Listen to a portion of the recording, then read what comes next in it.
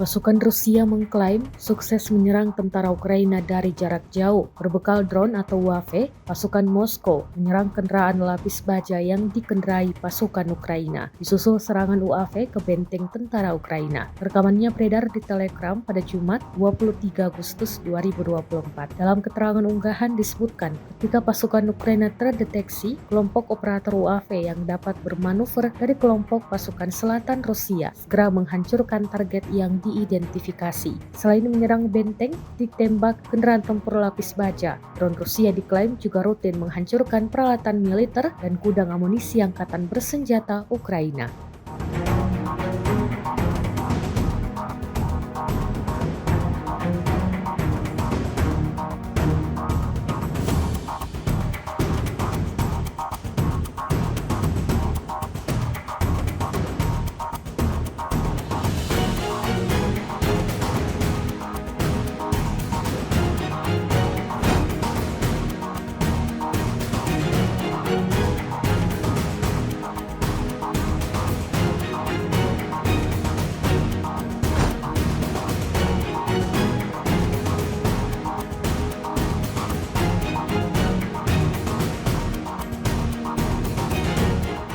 Download Tribun X sekarang, menghadirkan lokal menjadi Indonesia.